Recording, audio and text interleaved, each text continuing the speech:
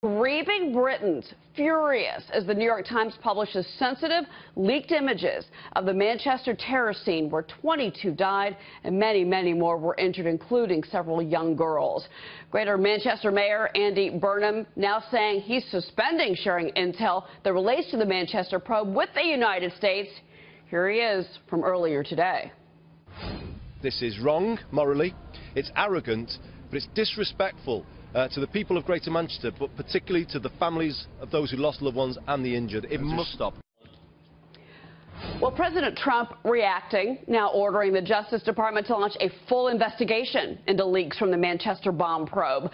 Joining me now, a Democrat who's been warning about the leaks for some time now, former Democratic Ohio Congressman Dennis Kucinich, who says the New York Times did something very unethical. Thank you for being here.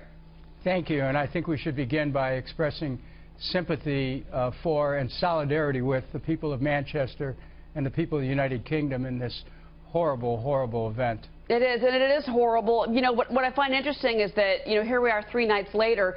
You've been warning about this, about the leaks. Do you think this latest gaffe by the liberal media, overstepping, putting out sensitive information, angering one of our, if not the strongest ally we have, is this going to, do you think, knock these journalists off their high horse that seem to be really overstepping their boundaries? I think so. I'm really surprised at the New York Times. I mean, they put their reputation on the line with the publication of information that could compromise a criminal investigation. And they really do owe the people of the UK an apology. And they have to, I think, rework the manner in which they present this kind of information. And let's face it, this threatened our relationship with the UK, which has been the strongest relationship the United States has. And the mayor of Manchester and the Prime Minister of the UK have every right to be upset about this. And we need them more than ever because the threat of Islamic terrorism certainly is very strong. If you look at whether it's England or France or Belgium, we need that information sharing, and this does put that at risk. I'm glad you brought that up. National Security Director H.R. McMaster has been warning the press about this. I want you to listen to what he said. So I think the real issue, and I think what I'd like to see really debated more, is that our national security has been put at risk by those violating confidentiality and those releasing information to the press that could be used connected with other information available to make American citizens and others more vulnerable.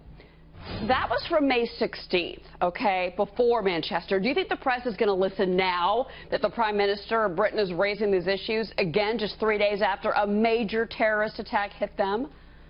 Well, one would hope so. We have to remember what it's all about. It has to be about our country, and in this case, the UK has every right to be concerned about interference in an investigation, which is actually what the publication of the picture did. We need to close ranks with countries around the world in challenging these radical Islamic terrorists.